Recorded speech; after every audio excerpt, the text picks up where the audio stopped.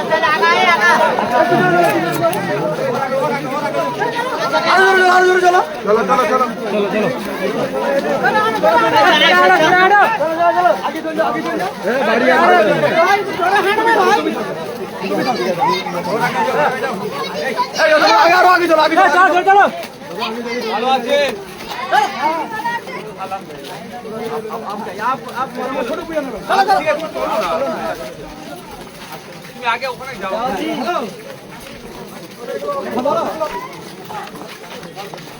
बोलो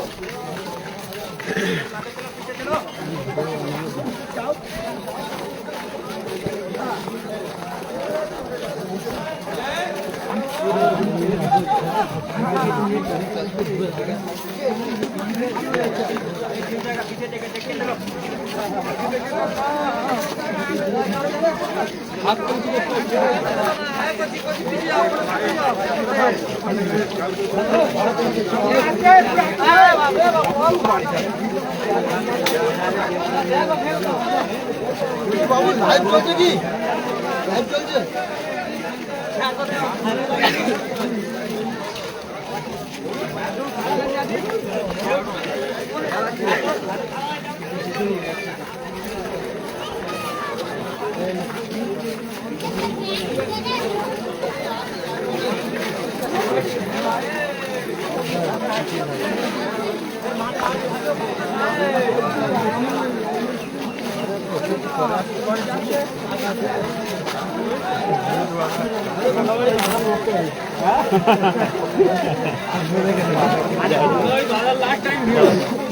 मीडिया बात दाओ छाड़े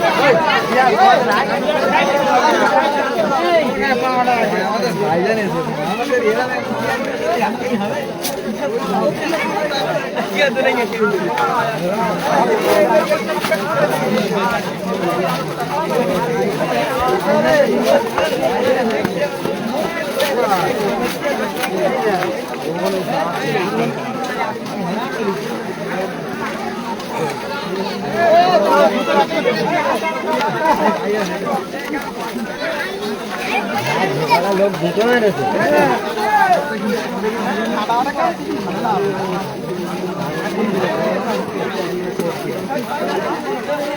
भाई फिल्म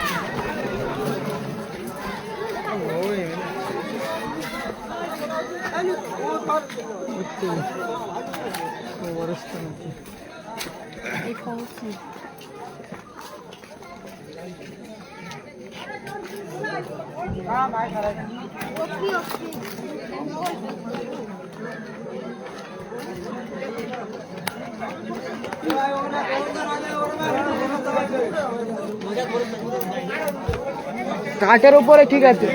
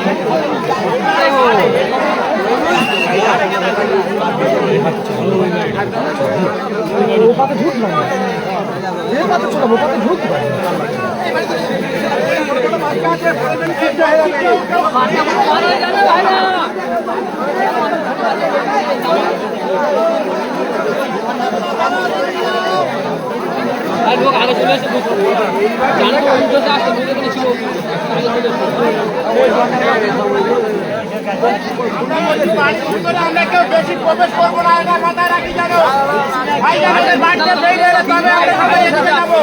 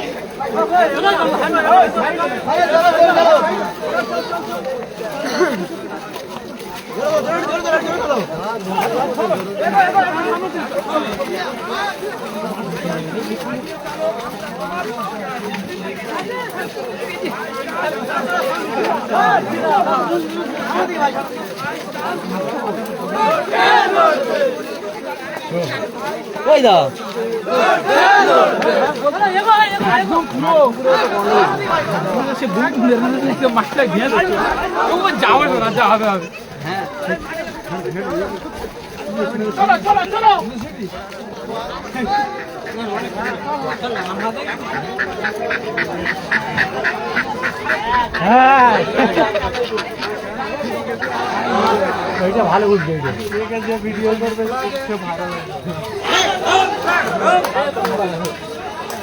গাড়ি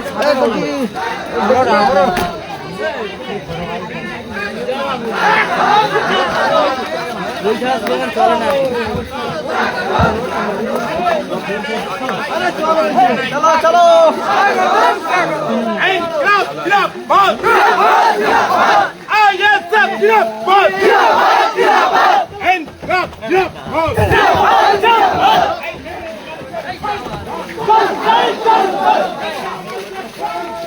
Go!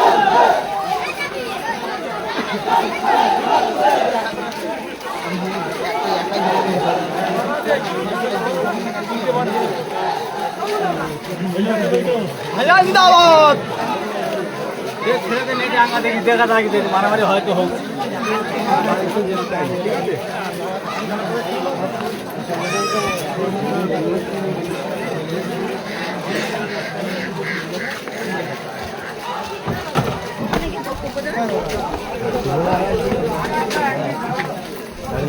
কাজ করে না অপরের বুদ্ধি দিন চলতে ভাত চলে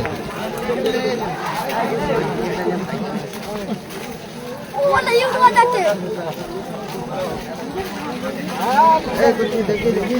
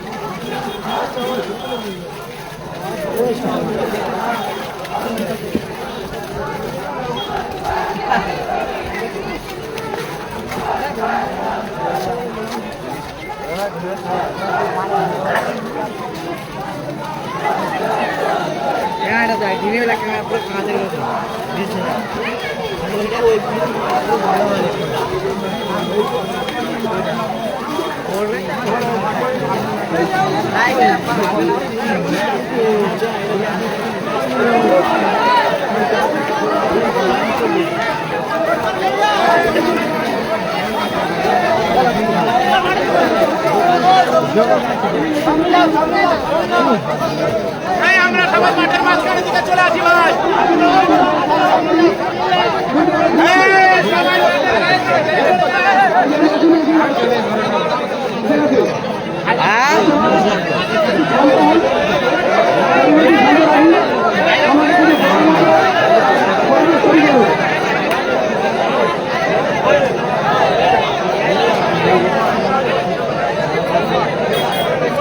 উপস্থিত প্রত্যেকটা সাধারণ মানুষের উদ্দেশ্যে বলছি, আপনারা জানেন আপনাদের ভালোবাসায় আজকের ভাইজান নির্মলা সুচ্ছবর গ্রামে এসেছেন আপনাদের সঙ্গে সাক্ষাৎ করতে এবং আপনাদের সঙ্গে দেখা করবেন, সাক্ষাৎ করবেন।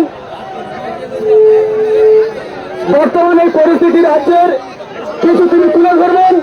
আপনারা একটু শান্ত হন, আপনারা একটু শান্ত হন, একটু দূরে পিছিয়ে যান। মাঠ অনেক বড়, মহিলাদের জন্য একটু জায়গা রাখুন, মহিলাদের জন্য আমাদের ডান দিকে একটু জায়গা ছেড়ে দেবেন, মায়েদের জন্য ডান দিকে জায়গা একটু ছেড়ে দেবেন। আর সামনে যারা ভাইরা রয়েছেন আপনারা একটু দয়া করে বসে বলুন, প্রত্যেকের জায়গায় সুযোগ করে নেবেন। ডান দিকে যে সমস্ত ভাইরা রয়েছে আপনারা বাম দিকে চলে যান, ডান দিকে জায়গাটা মহিলাদের জন্য, মায়েরা সেখানে দাঁড়াবে। প্রত্যেকটা ভাইয়ের উদ্দেশ্যে বলছি, আপনারা বাম দিকে চলে যান, আমাদের বাম সাইডে অর্থাৎ মাঠের উত্তর সাইডে চলে যান, দক্ষিণ সাইডে মায়েদের জন্য একটু ছেড়ে দেবেন।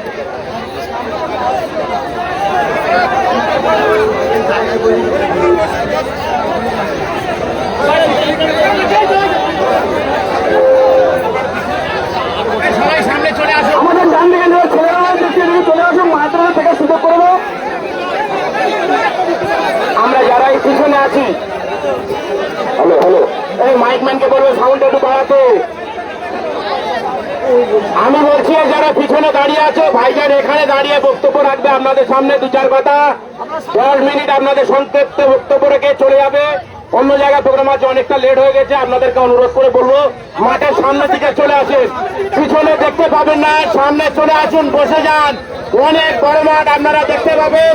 সবাই পিছনে চলে আসুন, সবাই পিছনে চলে আসুন। যারা পিছনের দিকে দাঁড়িয়ে আছেন সামনে চলে আসুন। আর বাম দিকে ভাইরা একটু সাইড করুন, মায়েদের একটু সুযোগ দাও, মায়েদের বসার জন্য, দেখার জন্য একটু সুযোগ দাও। আপনারা বাম সাইডে চলে আসুন। আমাদের পিছনে অনেক জায়গা রয়েছে, অনেক বড় মাঠ, সবাই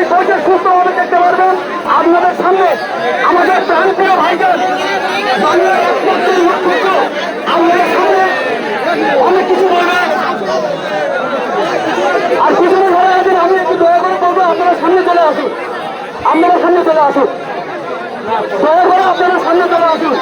মায়েদের জন্য আমাদের ডান সাইডে একটু জায়গা করে দিন, কারণ মায়েরা কোনো জায়গায় যেতে পারে না, কোনো মিটিং মিছিলে যেতে পারে না। তাই আমাদের প্রান্তীয় ভাইজান আজকে আমাদের মধ্যে উপস্থিত হয়েছে, একটু দেখার সুযোগ করে দেবেন। ভাই আমি আপনাদেরকে অনুরোধ করবো একটু বসে পড়ুন, একটু বসে পড়ুন ভাই, একটু বসুন তো ভাই, আপনারা বলছি একটু বসুন, বসুন ভাই, এদিক থেকে শুরু করুন তো ভাই, বসুন তো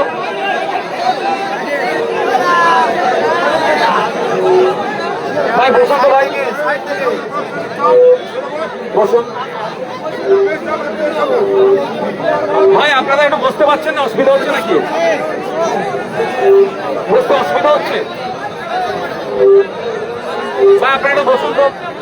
হ্যালো ভাই, আপনারা একটু বসুন।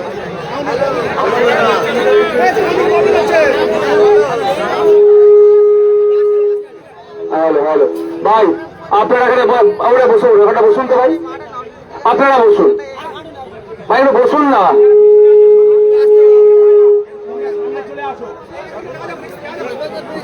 ভাই। যারা এদিকে আছেন একটু বসেন, এদিকে যারা ভাইরা ভাইরা আপনারা বসেন ভাই, আপনারা একটু বসে পড়ুন, ওখানটায় সুবিধা হবে। আর আপনারা এখানে দাঁড়াবেন না, চেয়ার আছে, নাহলে আপনারা নিচে বসুন। ভাই একটু বসে পড়ুন, ওখানটায় সুবিধা হবে, আমার বলতেও সুবিধা লাগবে, আপনাদের শুনতেও সুবিধা হবে, একটু বসে পড়ুন।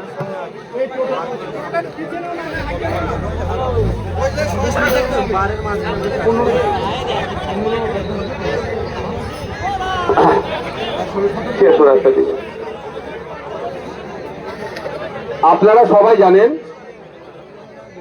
আপনাদের এলাকারই ছেলে বাইক নিয়ে যাচ্ছিল, লাইটকে ডিপার করা নিয়ে একটা মতনৈক্য হয়, তারপরে আক্রমণ চালায়, সে প্রাণে মারা যায়। আমি যেদিনকে পোস্টমর্টম হয় সেদিনকে আমি পৌঁছে গিয়েছিলাম পিজি হসপিটালে, সেখানে কথাও বলেছি এবং সেই দিনকে এদেরকে বলেছিলাম যে আমি, তারাও চেয়েছিল যে জানাজা যেদিন হচ্ছে সেই দিন, বিশেষ করে আমাদের এই ভাই এবং যে ছেলেটি মারা গিয়েছে তার বড়দা, যে আসার জন্য আমি বলেছিলাম যে আমার এখন সময় হয়ে উঠছে না, আমি অন্য কোনো সময় অবশ্যই আসব। সেই মতো এরা যোগাযোগ রাখে আমার ডেট নেওয়ার জন্য।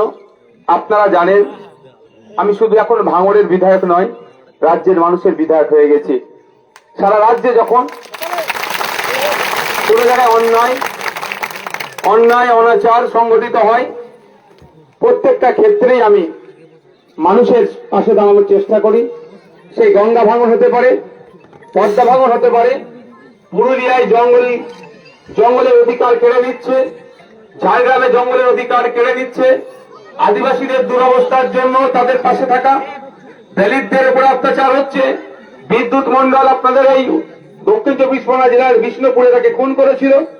ওদিকে শিকারী মোড়া, বিভিন্ন জায়গায় যখন অন্যায় অনাচার সংগঠিত হচ্ছে আমি ছুটে যাচ্ছি। বলে এখানেও আসতে চেয়েছি, কিন্তু সময় আমার হয়ে ওঠেনি, আমি অবশেষে আজকে এসেছি। তবে আজকে আসার আগে খবর পেলাম যারা এই হত্যাকাণ্ডের সাথে যুক্ত দুজন, তার মধ্যে একজন জামিন পেয়েছে। ব্যাপারটা হচ্ছে যে অন্যায় করেছে সে শাস্তি পাক আমরা সবাই চাইতো নাকি?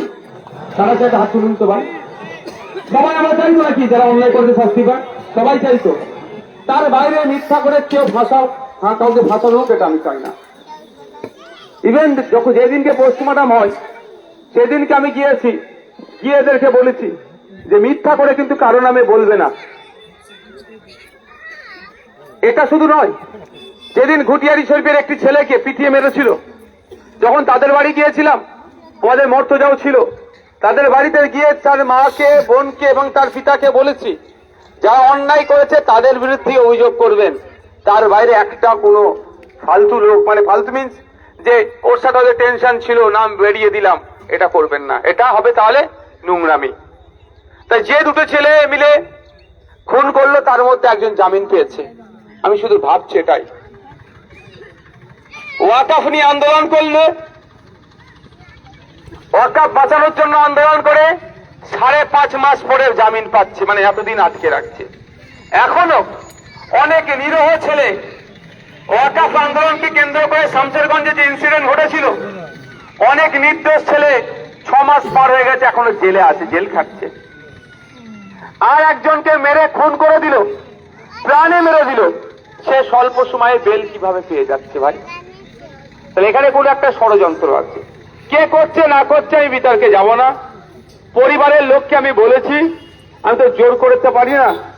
যদি আপনারা চান ক্যান্সেলেশন অফ বেল, অর্থাৎ যে বেলটা পেয়েছে সেই বেলটাকে ক্যান্সেল করার জন্য হায়ার কোর্টে যাওয়া যায়। পরিবারের লোকজন আপনাদের কথা দিয়ে যাচ্ছি, যদি আমার সহযোগিতা চাই তাহলে কলকাতা হাইকোর্টের স্বনামধন্য আইনজীবীদের সাথে আমি বসিয়ে দেব যে যারা খুন করেছে তারাই শাস্তি পাক, এবং যে বেল পেয়েছে বেলটা যাতে ক্যান্সেল করা যায় তার ব্যবস্থা আমি করতে পারি। এটা আপনাদের এখানে আমি কথা দিয়ে যাচ্ছি, যদি পরিবার চাই। কারণ পরিবারের উপরে সবটাই নির্ভর করে, তার বাইরে কিছু যাওয়া যায় না। তো আমি এখানে এসেছি, এত মানুষকে পেয়েছি, আমি একটা আপনাদেরকে অনুরোধ করব। অনুরোধটা এটাই যে এই হিংসা বিদ্বেষ যাই বলুন না কেন, এই উত্তর বাড়তে চলেছে। এই বাড়াতে কমাতে তখনই পারবে, সেটা কারা পারবে? আপনি আমি পারবো, যদি একটু সচেতন হয়। যখন মানুষের মধ্যে বিভেদ তৈরি হচ্ছে কি করে? কাউকে ধর্মের নামে, কাউকে জাতের নামে, কাউকে বর্ণের নামে, কাউকে রাজনৈতিক দলের নামে বিভেদ তৈরি করে দিচ্ছে। এন্ড অফ দ্য ডে ক্ষতিগ্রস্ত কারা হচ্ছে? গরিব মানুষরা হচ্ছে। আমি আপনাদেরকে অনুরোধ করব, একটু সজাগ সচেতন হন। আপনাদেরকে ব্যবহার করছে কারা দেখুন। আজকে বলুন সাম্প্রদায়িক দাঙ্গা লাগিয়ে দিচ্ছে, ধর্মে ধর্মে মানুষের বিভেদ লাগিয়ে দিচ্ছে। এই লাগাইয়ে দিলে লাভটা কার হবে? রাজনৈতিক কারবারিদের হবে। কিন্তু এই সুখসাগর এলাকার কথা আমি বলি, এখানে ভিন্ন জাতের মানুষ আমরা একসাথে বসবাস করছি না। কারো অসুবিধা হয়েছে? এ বলেন কারো অসুবিধা আছে? কিন্তু রাজনৈতিক কারবারিদের অসুবিধা হচ্ছে এটাতে। কেন বলুন তো? ওরা যত ভাগ করে রাখতে পারবে তত ওরা রাজনৈতিক ফায়দা নিতে পারবে, তত তোলা তুলতে পারবে। তা আমাদেরকে সজাগ সতর্ক থাকতে হবে যে আইন হাতে তুলে নেওয়ার প্রবণতা তো বাড়ছে কেন? পুলিশিংটা ঠিকঠাক করে হচ্ছে না। আবার পুলিশিং হবে কি করে? মমতা ব্যানার্জির সরকার নতুন থানা বেরিয়ে যাচ্ছে, কিন্তু থানা বেরালে কি হবে? পুলিশ পর্যাপ্ত পরিমাণে দিচ্ছে না, ফলে পুলিশের সংখ্যা কম হচ্ছে। যে পেট্রোলিং করা দরকার, যে পুলিশিং করা দরকার, সেটা ঠিকঠাক করছে না। তাই আমরা বলবো যে আমাদেরকে সচেতন হতে হবে, সজাগ থাকতে হবে। এই কাকে কান নিয়ে চলে গেল, কাকের দিকে তাকাবার দরকার নেই, নিজের কানে একবার হাত দিতে হবে। যারা সমাজের মধ্যে থেকে বিশৃঙ্খলা তৈরি করার চেষ্টা করছে, সে যে জাতেরই হোক, যেই ধর্মেরই হোক, যেই বর্ণেরই হোক, এলাকার মানুষ রাজনৈতিক মতপার্থক্যের ঊর্ধ্বে গিয়ে ওই ব্যাটাকে জব্দ করতে হবে, ওই ব্যাটাকে গণতান্ত্রিক প্রক্রিয়ায় জবাব দিতে হবে। এটা মাথায় থাকবে তো ভাই? ভালো লাগতে পারে না, কারো ভালো লাগে তৃণমূল করে, কারো ভালো লাগে বিজেপি করে, কারো ভালো লাগে আইএসএফ করে, কারো ভালো লাগে সিপিএম করে, কংগ্রেস করে। এটা আমার ভারতবর্ষের ডেমোক্রেসি, এটা আমার দেশ এই স্বাধীনতা দিয়েছে। কিন্তু রাজনৈতিক মতপার্থক্য আলাদা হওয়ার জন্য মারামারিতে জড়িয়ে পড়বো, বা আদর্শগত আলাদা হওয়ার জন্য হিংসায় জড়িয়ে পড়বো, এটা হতে দেবেন না, অনুরোধ করছি আপনাদের। কারণ এতে ক্ষতি কার হবে? গ্রামের মানুষের হবে। এই আপনাদের এখান থেকে বেশি দূর নয়, দলুয়াখাকি গ্রামের কথা মনে আছে আপনাদের? হ্যাঁ, আজকে দেখুন যাদের বাড়ির মানুষ মারা গেল তারাই ধ্বংস হলো। নেতারা এসে একটু হম্বি চম্বি করলো, কিছু ত্রাণ দিল, কাজ তাদের হয়ে গেল, ছবি তুললো, চলে গেল। কিন্তু ক্ষতিগ্রস্ত কারা হলো? ওই পরিবারগুলো। সে যে কোনো দলই করুক না কেন ভাই। প্রথম রাত্রে তৃণমূলের একটি নেতাকে মেরেছিল, তারপরে সিপিএম এর লোকের ঘরে আগুন লাগিয়ে দিল। কিন্তু তৃণমূলের নেতাকে কারা মেরেছে সেটা কি এখনো প্রমাণিত হলো? সিপিএম গুলো কি মেরেছিল? এখনো প্রমাণিত মনে হয়নি। কিন্তু দেখো রাজনৈতিক ফায়দা নেওয়ার জন্য হলো। তৃণমূলের পরিবারটাও ধ্বংস হলো, এইদিকে সিপিএম এর পরিবারগুলো ধ্বংস হলো, যাদের বাড়িতে আগুন লাগালো। তা আমাদেরকে সচেতন থাকতে হবে যে আমাদের পাড়াতে, আমাদের মহল্লাতে যার যে দল ভালো লাগবে করবে, যার যে মত ভালো লাগবে করবে। দিনের শেষে আমরা পাড়ার মানুষ, আমরা প্রতিবেশী। বিপদে আপদে নওশাদ সিদ্দিকী ছুটে আসবে না, মমতা ব্যানার্জি ছুটে আসতে দেরি লাগবে, নওশাদ সিদ্দিকী রাস্তে দেরি লাগবে, মমতা ব্যানার্জি রাস্তে দেরি লাগবে, শুভেন্দু অধিকারী রাস্তে দেরি লাগবে। এখানে রাম কাকার কোনো সমস্যা হলে রহিম চাচা ঝাঁপিয়ে পড়ে, এখানে ফতেমা মায়ের কোনো সমস্যা হলে সরস্বতী মা ঝাঁপিয়ে পড়ে। এই সম্প্রীতি আমাদের আছে তো নাকি ভাই? আমি দেখছিলাম আসার পথে, ভালো লাগছিল, কিন্তু এটাকে রাজনৈতিক কারবারিরা নষ্ট করতে চাইছে, আমরা সেটা হতে দেব না। এটা মাথায় থাকবে তো ভাই? কারণ এটা যতদিন থাকবে ততদিন জানবেন আপনি আপনার অধিকার পাবেন। যখনই আপনাকে আর আমাকে আলাদা করে দেবে, আর অধিকার আমরা পাবো না, যতটুকু পাচ্ছি সেটাও আর পাবো না। কারণ আপনি আমি যখন একসাথে থাকবো শক্তি পাবো, আমার অধিকারের জন্য চিৎকার করবো, আমাদের অধিকারের জন্য চিৎকার করবো। স্কুলে শিক্ষক নেই কেন চিৎকার করবো? হসপিটালে ডক্টর নেই কেন চিৎকার করবো? রাস্তাঘাটে দুরবস্থা কেন চিৎকার করবো? আমি রেশনের মাল ঠিকঠাক পাচ্ছি না কেন একসাথে চিৎকার যখনই করবো? ওরা দেবে। আর যখন রাম রহিমকে আলাদা করে দেবে, ফতেমা সীতাকে যখন আলাদা করে দেবে, কি হবে? চিৎকার করবেন, তখন ক্ষমতাটা কমে যাবে, আপনাদের চিৎকারে আর কর্ণপাত করবে না। তাই অনুরোধ করছি, একটা কথায় যে আইন হাতে তুলে নেবেন না। আজকে ওই টোটোওয়ালাটি যদি আইন হাতে তুলে নিত না, ওর পরিবার ধ্বংস হতো, পরিবার ধ্বংস হলো তো ভাই, আর যাকে মারলো তার পরিবারটাও ভাই ধ্বংস হলো, তাহলে এই দুটো ঘটনা ঘটতো না। তাই অনুরোধ, রাগ হয়তো হতে পারে, মাথায় রাগ চলে যেতে পারে, কিন্তু রাগটাকে আমাদেরকে কন্ট্রোল করতে হবে। অযথা মানুষের প্রতি হিংসায় জড়িয়ে পড়বেন না। রাগ হলো হাতে আইন তুলে দিলাম, এটা করবেন না। আইন বিচার ব্যবস্থা আছে, আইন বিচার ব্যবস্থার মাধ্যমে সবটা হবে।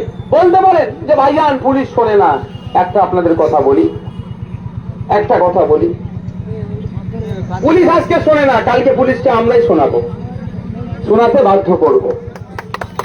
যখন আপনি আমি এক হব, তাহলে আজকে এখন অন্তত লিখিত জমা করে রাখুন, মেল করে রাখুন। পুলিশ আজ শুনেনি, কালকে পুলিশ শুনবে, শুনতে বাধ্য হবে, না হলে কোর্ট আছে, সম্ভবত 163 ক্লজ দিয়ে কোর্টে গিয়ে এটাকে মামলা করা যায়। তাই আপনি আমাদের অনুরোধ, আইনকে হাতে তুলে নেবেন না। আপনার আমার ট্যাক্সের টাকা এই পুলিশের মাইনে চলে, জজের মাইনে হয়, কোর্ট চলে, বিচার ব্যবস্থা যা দেখছেন আপনার আমার ট্যাক্সের টাকা থেকেই চলছে। তাহলে আপনি আমি ট্যাক্সের টাকা থেকে যদি এই সিস্টেমটাকে চালাই, তাহলে সেই সিস্টেম থেকে আমি আপনি কেন ফায়দা নেবো না? কেন আইন হাতে তুলে নেব? তাই অনুরোধ করছি, যে কোনো বিষয় হোক, সে ধর্মীয় বিষয় হোক, সামাজিক বিষয় হোক, রাজনৈতিক বিষয় হোক, মারামারি হানাহানিতে আপনারা জড়াবেন না।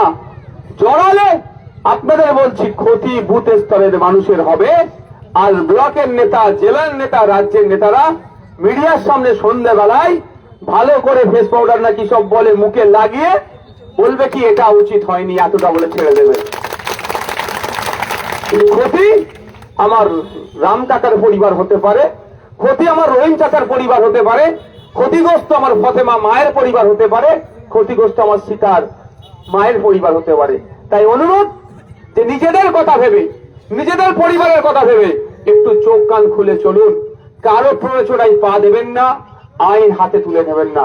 সকলে ভালো থাকবেন। আমি আপনাদের কাছে আশা করব আগামী দিন আবার দেখা হবে, হয়তো এই মাঠে দেখা হতে পারে, তখন রাজনীতির আমি কথা বলবো। আমি এখন রাজনীতির কথা বলবো না, কারণ আমি একটা পলিটিক্যাল প্রোগ্রাম নয়। একজন মানুষকে খুন করেছে এবং খুনিরা আবার জামিন পেয়ে গিয়েছে অলরেডি, কালকে হয়তো অন্যটা পেতে পারে। সুতরাং খুনিদের বিরুদ্ধে একজন আমি জনপ্রতিনিধি অবশ্যই এসেছি, একজন ভাই হিসাবে এসেছি। আজকে আমি রাজনীতির কথা কিছু বলবো না, শুধু আপনাদেরকে সজাগ সতর্ক করে গেলাম। আগামী দিনে হয়তো এখানে রাজনীতির কথা নিয়ে আসতে পারি, ভোট চাইতে আসতে পারি, সেটা তখন হবে। এখন আমি এই বিষয়ে আর একটাও কথা বলছি না।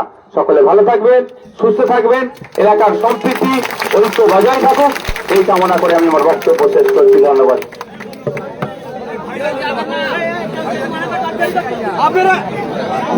আপনারা কেউ আগে যাবেন না, আপনারা কেউ আগে যাবেন না। আর মিডিয়া ভাইদের বলছি, আপনারা যদি কিছু বলতে চান, শুনতে চান, এখানে কিছু বলে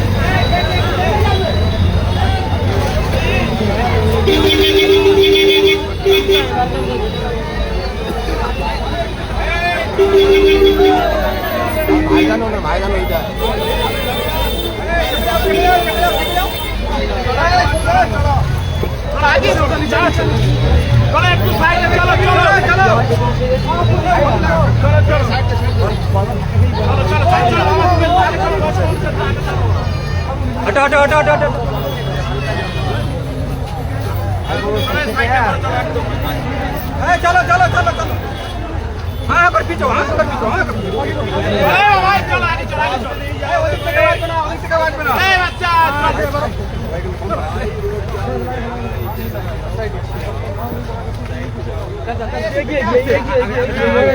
चलो आगे चलो आगे सब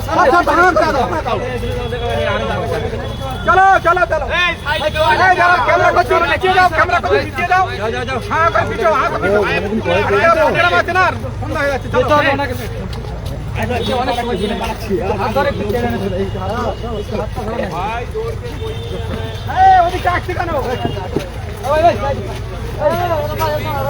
চলো চলো চলো চলো ভাই সাইডে দাঁড়াও ওই কেন সাইডে না না দাঁড়াও না সাইডে দেখতে পাচ্ছ না ভাই যাচ্ছে চলো চলো চলো আমি এর সাথে আগে চলো এই একটা লোক এখানে পাঠায় চলো চলো চলো চলো চলো না ভাই চলো চলো ওই একটু একটু একটু না আমি একটু সামনে থেকে যাবে এ ভাই বাইক জলদি করে জলদি এই যারা ক্যামেরা করছো পিছনে বাম্পার আছে পড়ে যাওনি জানো দেখে চলো একটু দূরে যাও এ ভাই একটু আগে না ওটা একটু তুমি আগা ছিল নাকি বাম্পার আছে চলো চলো একটু পিছনে পিছনে থাকবে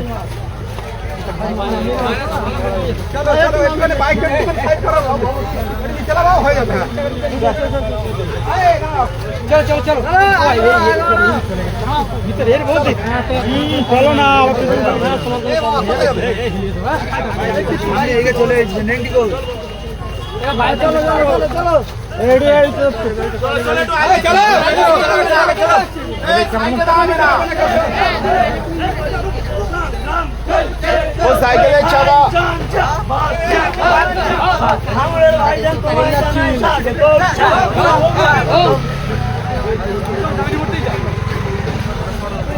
কি বলা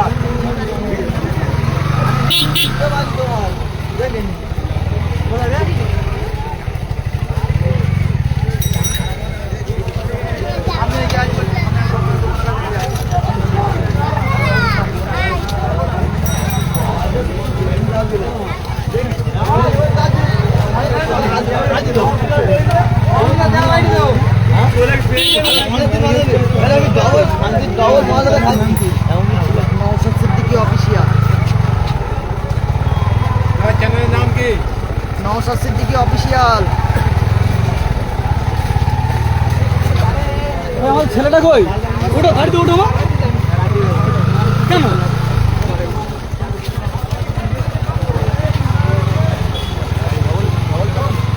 আরে প্রোগ্রাম আছে এটা হকুরিয়া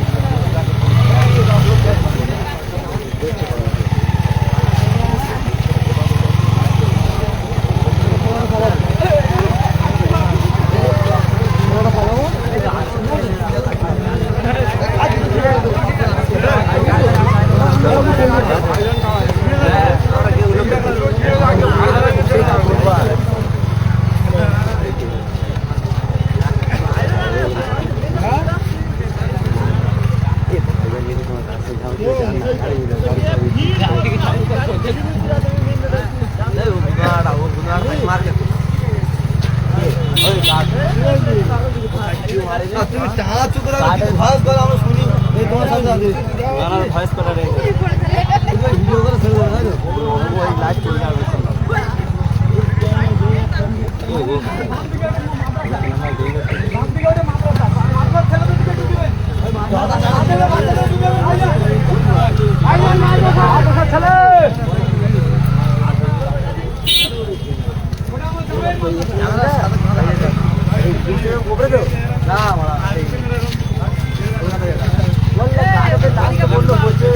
সাইড করলো ভালো বললো বলছি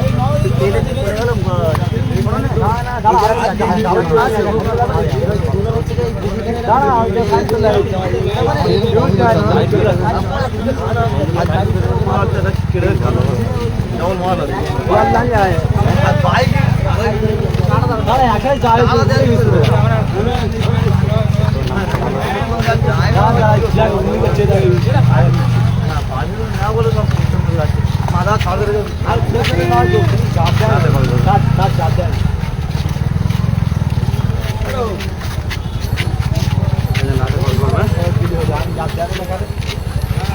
আপনি দাদা ফাঁস দুই যাবে পাশে কাজ কোন দিকে যাবে আপনি রাস্তা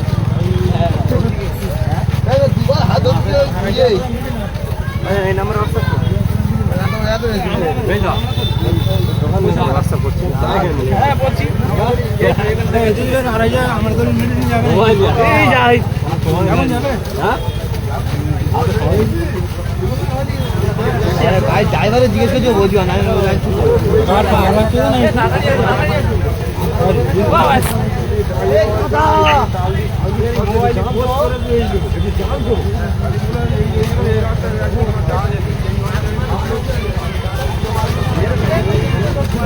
ভাই এবার